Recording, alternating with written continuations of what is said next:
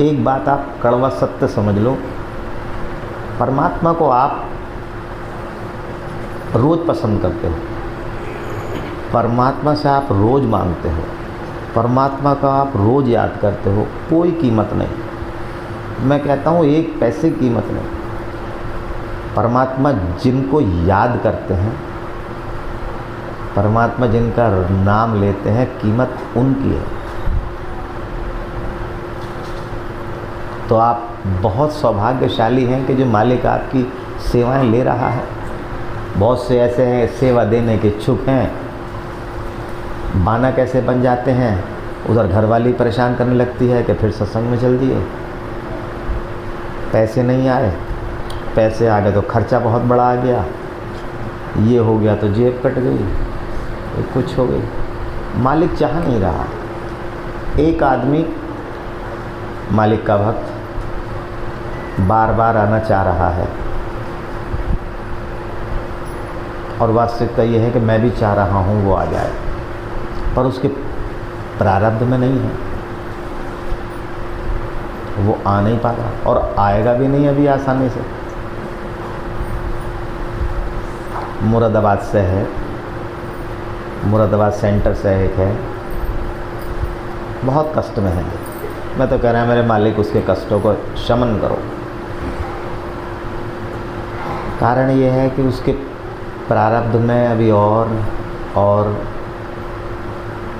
ठोकर खाना लिखा है। अगर मैं उसकी दृष्टि से देखता हूँ तो मैंने ये कहा कि परमात्मा उसके पाप कम करो, परमात्मा उसके कष्टों का शमन करो। पर अगर मालिक की दृष्टि से देखता हूँ, जहाँ मैं बैठा हूँ, अगर मैं इस दृष्टि से देखता हूँ तो मैं कहूँगा परमात्मा जितने कष्ट हैं उससे ज़्यादा कष्ट मिल जाए। बिल्कुल उल्टी बात, विपरीत बात। वो इसलिए, मान लो उसका कष्ट का समय साल भर का है, मैं कहूँगा ज़्यादा कष्ट मिले, दुगने कष्ट एकदम मिलने शुरू हो जाए, 6 महीने में टाइम वार्ड हो जाएगा। ये तो भुगतने हैं, ये झेलने हैं। आप मन से झेलो या तन से झेलो, झेलने हैं। हमारा सबका प्रयास यही रहता है। परमात्मा मेरे सिवाय के बहुत कहते हैं गुरुजी शारीरिक कष्ट बहुत है। अब जब वो क्या मांग रहा है मेरे से, उसने मुझसे कोई परमार्थ मांगा? उसने कभी मेरे से ये कहा कि गुरुदेव अब मुझे इस जन्म मरण के चक्कर से मुक्त करो या मुझे सद्बुद्धि दो? कुछ नहीं। क्या मांग रहा है? परमात्मा मेरे दर्द बहुत रहता है, ठीक करो। लड़की है, पैसे कम हैं, ठीक, बच्चों को नौकरी नहीं मिल रही। क्या कभी आप सोच के देखिएगा, क्या कभी किसी ने कहा कि मालिक सद्बुद्धि दो? है ना? अगर ये सही होगा, अगर हमारा एक कंप्यूटर जो परमात्मा ने लगा के भेजा है ये सही होगा, तभी हम परमात्मा का चिंतन भी निरंतर करते रहेंगे। वरना हम लोग ये जो व्यसन है हमारे चारों तरफा, छल कपट, मोह, लालच, तपस्या, इनमें घिरे रहेंगे, चरित्र हमारा गिरता रहेगा। तो क्या हम अगले जन्म की तो बात ही छोड़ो, क्या इस जन्म में, अगले जन्म की तो बात इसलिए लगभग ना के बराबर करता हूँ, कोई सुनना ही पसंद नहीं करता है। मान लो मदारी होता है ना, मदारी डुगडुगी बजा के बंदर दिखाना शुरू कर देता है। अब मान लो डुगडुगी बजा के शेर खड़ा कर दे उसका सारा मजमा उजड़ जाएगा, है ना? कारण क्या है? जो ऑडियंस बैठी है वो शेर देखना चाह ही नहीं रही। मैं भी एक प्रसंग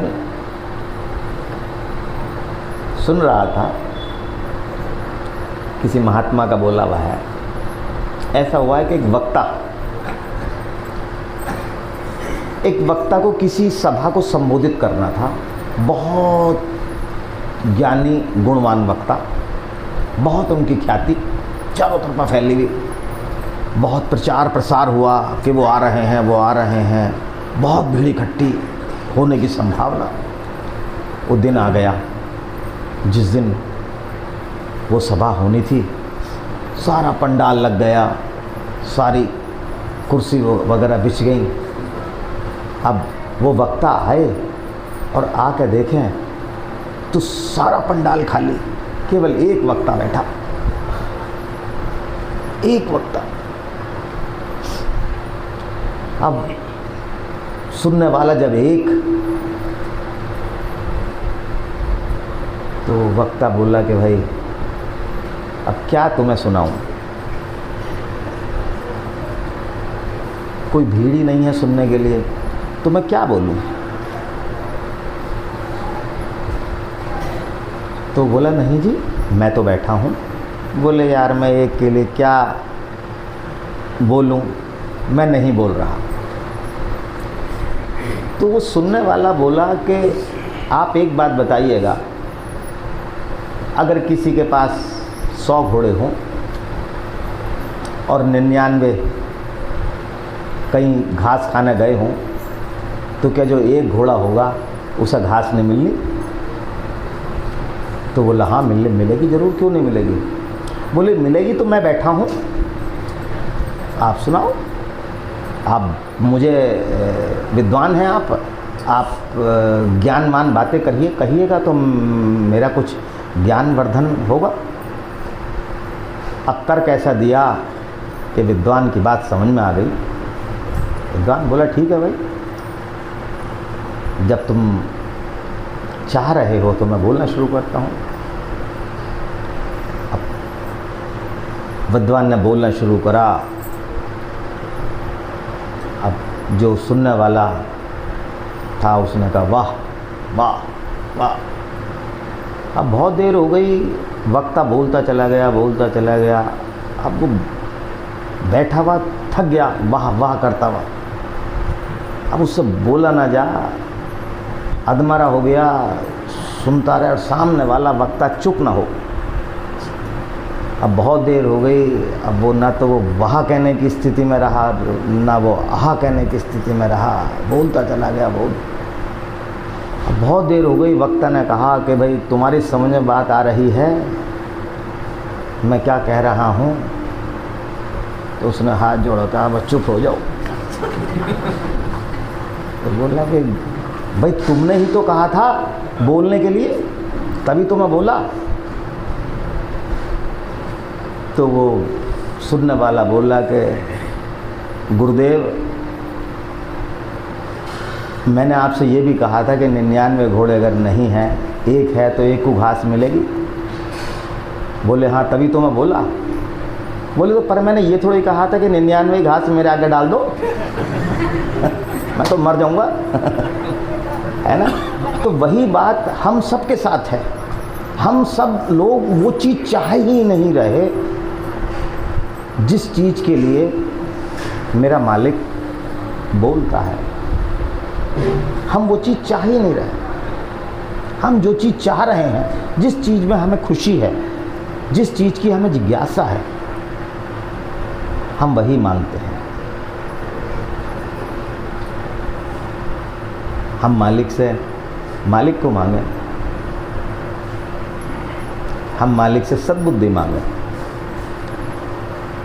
और जीवन पर्यंत उनका हाथ अपने सिर पर मांगे। आप देखिएगा रामचरितमानस में एक दोहा भी आता है, जा पर कृपा करो रघुराई, ता पर कृपा करो सबकाई। परमात्मा की जिस पर कृपा हो गई उस पर तो दुनिया कृपा करेगी, दुनिया सलाम करेगी। तो हम लोग वो चाहते ही नहीं। हम लोग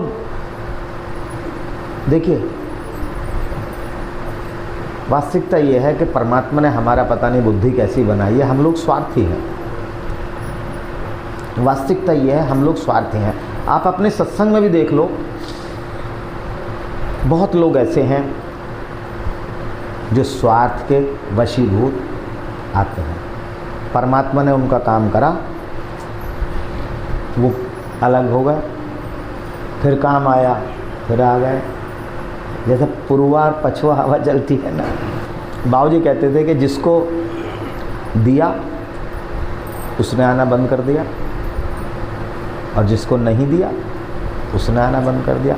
जिसको दे दिया वो स्वार्थ से आया हुआ था, काम हो गया, बाय बाय। और जिसको नहीं दिया उसने इसलिए आना बंद कर दिया कि इनमें कुछ है ही नहीं, ये बेकार है। ये वो नहीं कह रहा, ये वो आ जा नहीं रहा, ये उसका प्रारब्ध उसे बुला और भेज रहा है। पर मालिक बार बार ये जोर देते थे, और मैं भी बार बार ये कहता हूँ कि आना जाना लगातार बनाए रखो।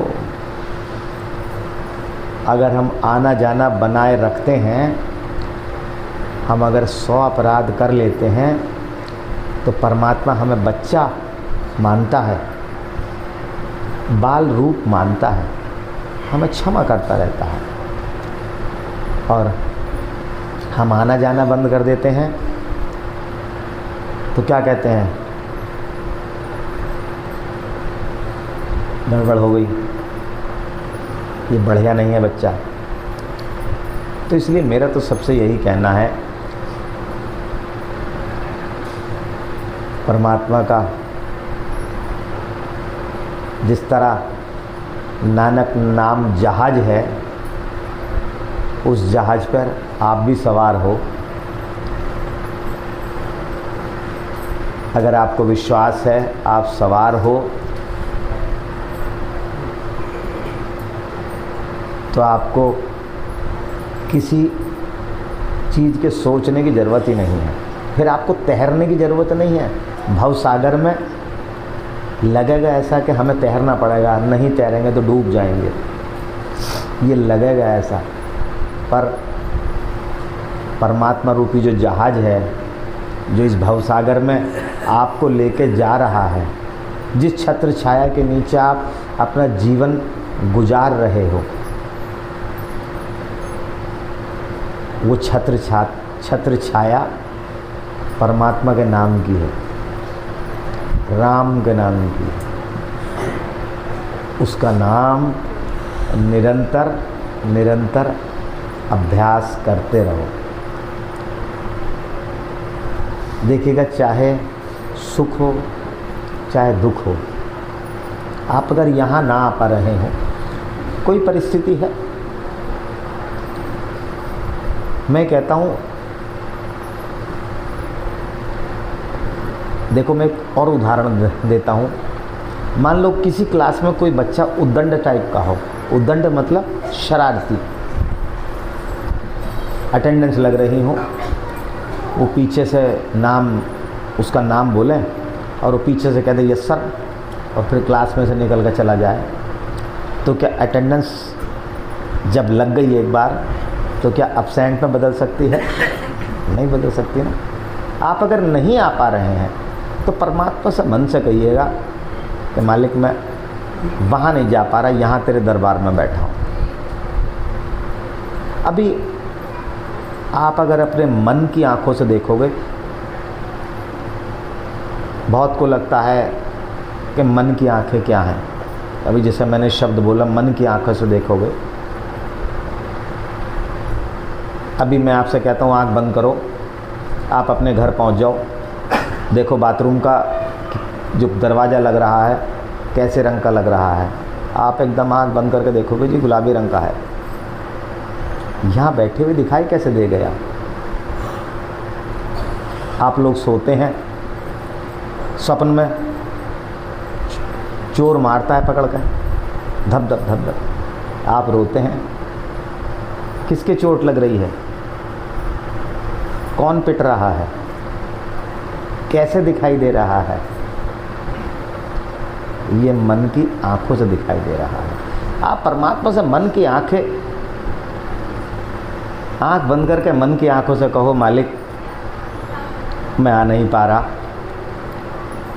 मगर मैं तेरे दरबार में बैठा हूँ, जैसा भी हूँ, जिस हाल में हूँ, तेरे सम्मुख हूँ, तेरा कर्जदार हूँ, तेरे आगे आ गया, देख ले। बस कुछ न मांगे, कुछ भी न मांगे। आप देखो, आपके सांसारिक उलझने सब समाप्त होने लगेंगे धीरे धीरे धीरे धीरे धीरे धीरे, क्योंकि आप संसार मांग रहे हो,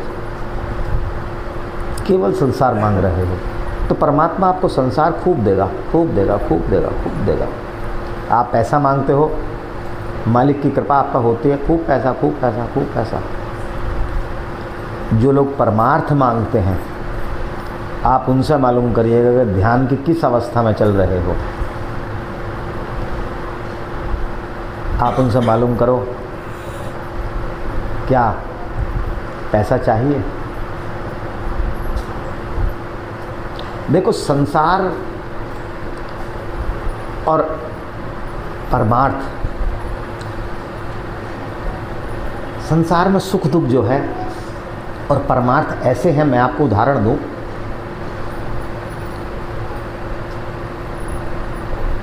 आपने, सब लोग चाय पीते हैं,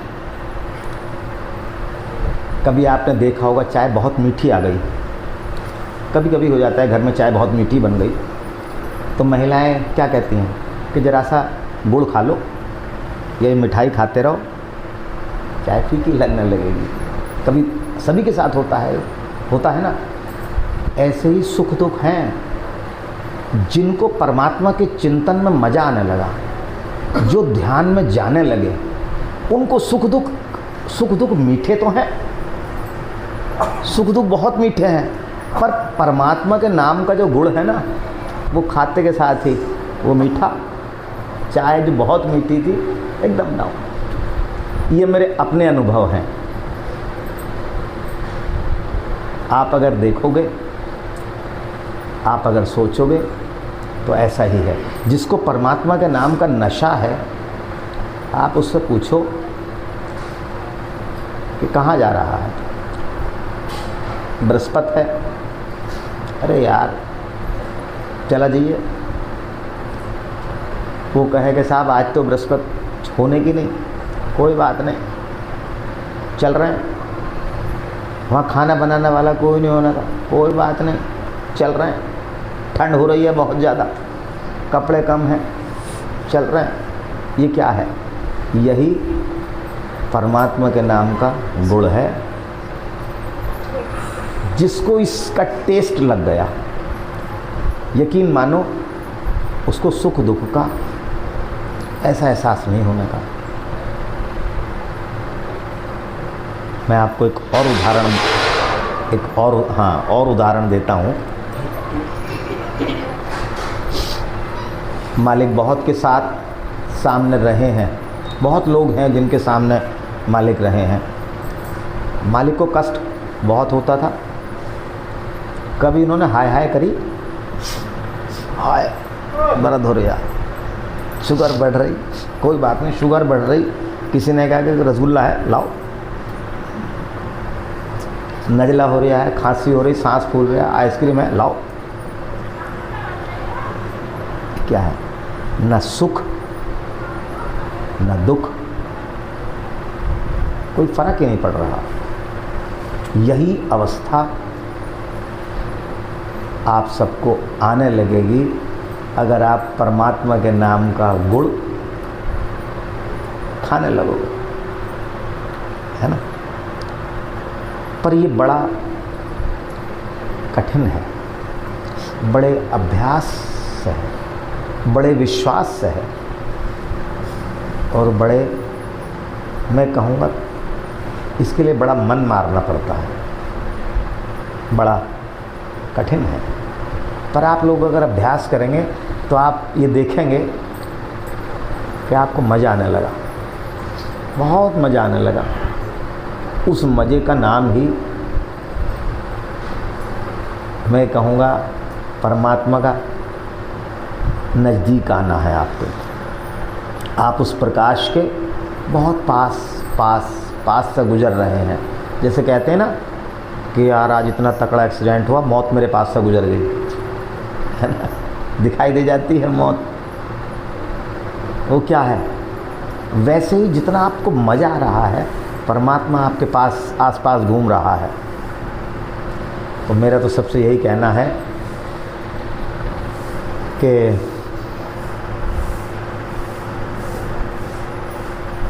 चाहे सुख हो चाहे दुख हो, जिस परिस्थिति में वो चाह रहा है आपको उसी परिस्थिति में रख भी रहा है। और जब तक वो नहीं चाहने का, परिस्थिति बदल नहीं सकती। आप कितने प्रयास कर लो, आप तो परमात्मा के सामने सम्मुख हो जाओ कि ले भाई इस हाल में हूँ, तुझे लगता है ठीक है, ठीक है, तुझे लगता है कुछ परिवर्तन हो सकता है, बहुत अच्छी बात है। आप देखो एक अजीब किस्म का मज़ा आने लगेगा। सभी लोग ऐसा करें, बहुत कुछ लोग नए हैं, देखिएगा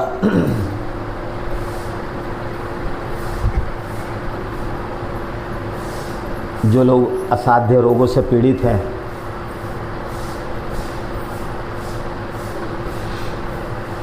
मैं ये तो नहीं कहूँगा कि वो परमात्मा से ये ना कहें कि मुझे ठीक कर ये तो उनके लिए बढ़िया बात नहीं होने की है। मैं कहूँगा परमात्मा से कहो कि चाहे तो ठीक कर, ना चाहे तो जैसे तेरा मन कर वैसे कर, पर मुझे सद्बुद्धि दे, इस शारीरिक मानसिक आर्थिक कष्ट को सहने की शक्ति दे, है ना।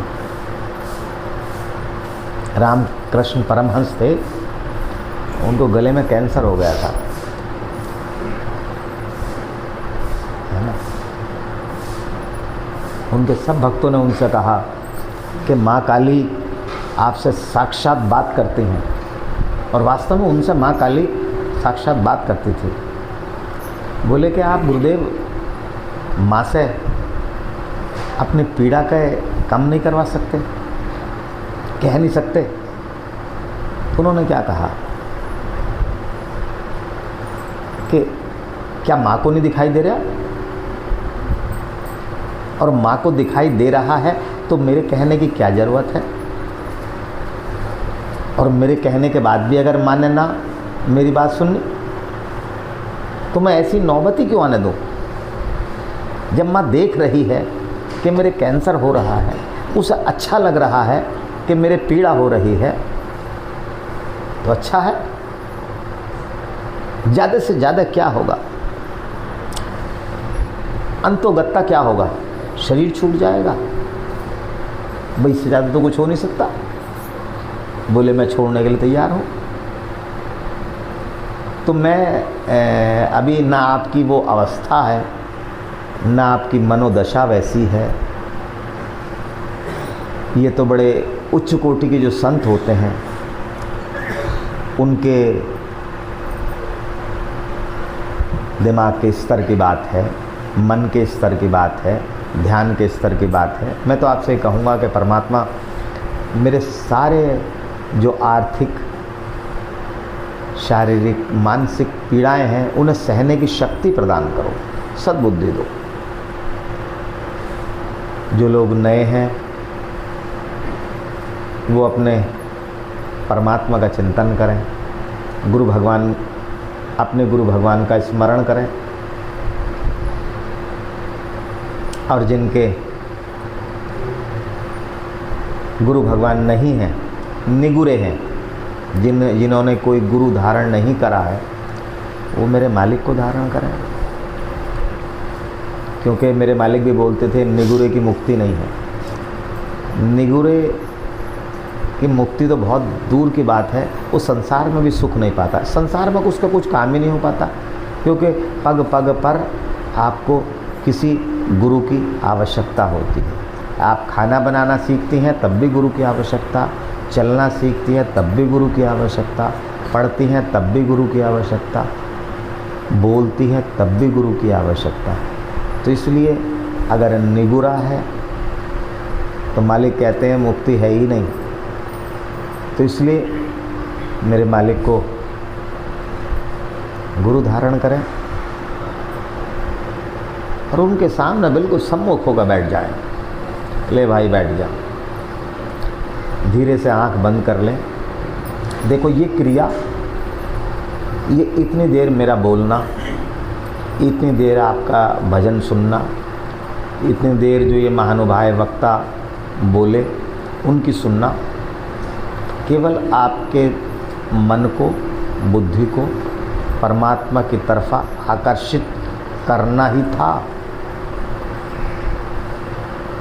अब समझो जो क्रिया हम लोग करवाते हैं वो क्रिया आप अपने घर भी दोहराइएगा।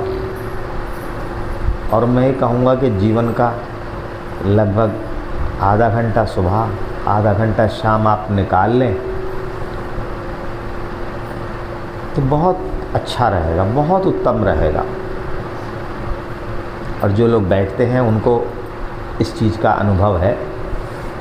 परमात्मा के सम्मुख हो जाओ, धीरे से आंख बंद करो और ये समझो कि उसके गुरु भगवान के हृदय से एक प्रकाश आ रहा है, वो आपके हृदय तक जा रहा है। और देखो इस क्रिया को अरबी भाषा में बोला जाता है तवज्जो। मन से मन को जोड़ना तवज्जो बोला जाता है। वहाँ से प्रकाश आ रहा है, आपके मन में वो प्रकाश जा रहा है, हृदय क्षेत्र में जा रहा है। आप केवल उस प्रकाश को देखिएगा, उससे अगली पायदान होगा आपके मन में, आपके हृदय में, आपके शरीर में जो रक्त बह रहा है, जो मशीन चल रही है, उसकी एक आवाज़ आती है। आप अपने मन की आँखों से, मन के कानों से आप सुनने का प्रयास करो तो आपको वो आवाज़ धीरे धीरे धीरे धीरे सुनाई देने लगेगी। उस आवाज़ में आपको ओम की ध्वनि सी सुनाई देने लगेगी। केवल उस ध्वनि को सुनना है और उस प्रकाश को देखना है। मन आपका चला जाएगा कहीं, फिर पकड़ कर ले आओ। कुछ देर बाद फिर जा सकता है, फिर पकड़ कर ले आओ। ये अभ्यास निरंतर करते रहिएगा और कुछ समय पश्चात आपको आपके गुरु भगवान बिल्कुल एक प्रकाश पुंज से में दिखाई देने लगेंगे। सब कुछ विलीन हो जाएगा।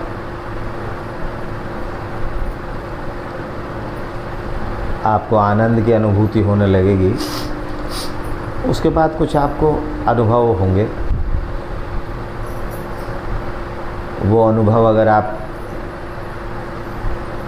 मुझे बताना चाहते हो तो बताइए, अन्यथा अपने संगी साथी को ना बताएं। ये हम लोगों को निषेध करा जाता है।